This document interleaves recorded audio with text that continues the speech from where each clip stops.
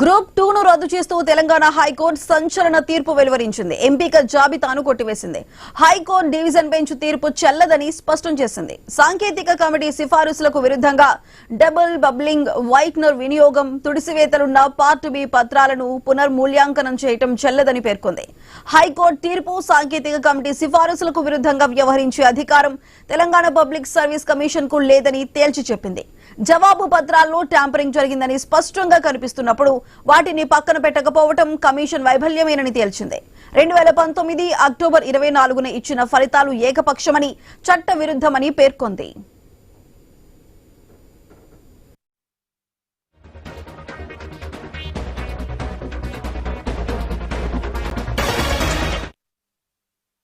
Committee సిఫారసులు high court తీర్పునకు అనుగుణంగా తిరిగి మూల్యాంకనం నిర్వహించాలని హైకోర్టు ఆదేశించింది. అర్హుల జాబితాను విడుదల చేసి నియామకాలు చేపట్టాలని స్పష్టం చేసింది. ఈ ప్రక్రియను 8 వారాల్లో పూర్తి చేయాలని ఆదేశించింది.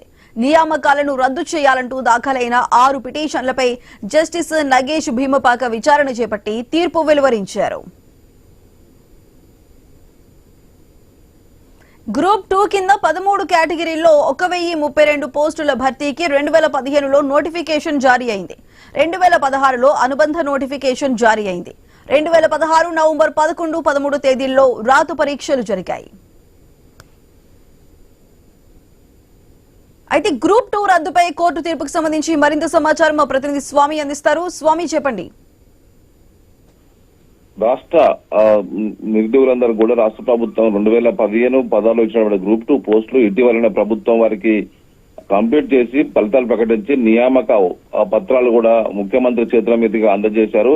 దీనికి సంబంధించిన విషయంలో ఇక్కడ కూడా ఇంటర్వ్యూ పద్ధతి లేకపోవడంతో కూడా దీనికి సంబంధించిన విషయంలో డబుల్ బబ్లింగ్, వైట్నర్ వినియోగం, పార్ట్ బి పత్రాలకు సంబంధించినటువంటి పునర్మూల్యాంకనం చేయాలని చెప్పేసి ఒకవైపు జరిగినటువంటి విషయంలో రాష్ట్ర హైకోర్టు సంచలనమైన తీర్పునిచ్చింది. 2015-16 గ్రూప్ 2ను రద్దు చేసింది.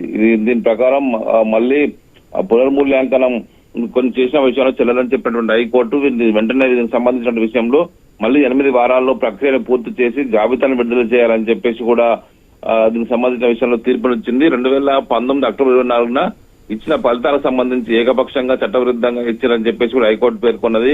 తిరిగి పునర్మూల్యాంకనం అంటే మళ్ళీ వాల్యుయేషన్ చేయాలని చెప్పేసి హైకోర్టు ఆదేశించింది. ఆ తర్వాత అభ్యర్థుల జాబితాను విడుదల చేయాలని చెప్పేసి సూచించింది. ఒకవైపు ఇప్పటికే ఉద్యోగాలు వచ్చినటువంటి ఆ ఉద్యోగార్థులందరూ కూడా, నిరుద్యోగులంతా కూడా ఉద్యోగాలు చేస్తూ వారికి ఇచ్చిన నియామకాల్లో అందరూ కూడా మళ్ళీ ప్రొబేషనరీ పీరియడ్ లో ట్రైనింగ్ తీసుకుంటూ ఉన్నారు.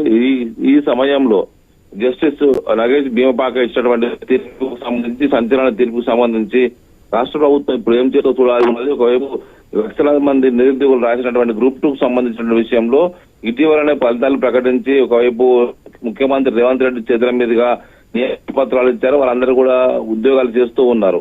ఇలాంటి సమయంలో దాన్ని మొత్తం గ్రూప్ 2నే రద్దు చేస్తూ ఇచ్చిన తీర్పు విషయంలో ఒకవైపు ఇప్పుడు హైకోర్టు ఇచ్చిన తీర్పు విషయంలో మళ్ళీ రాష్ట్ర ప్రభుత్వం అప్పీల్కి వెళ్తుందా, ఏం చేస్తుందని చూడాల్సి ఉన్నది.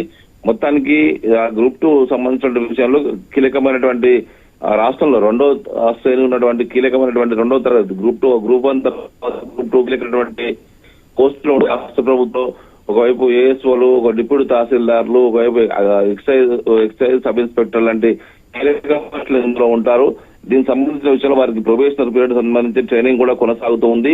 ఇలాంటి పరిస్థితుల్లో దాన్ని రద్దు చేయడం పట్ల కూడా ప్రభుత్వం మరి ఎలా స్పందిస్తుందో చూడాల్సి ఉన్నది. రైట్ స్వామి, థ్యాంక్ యూ.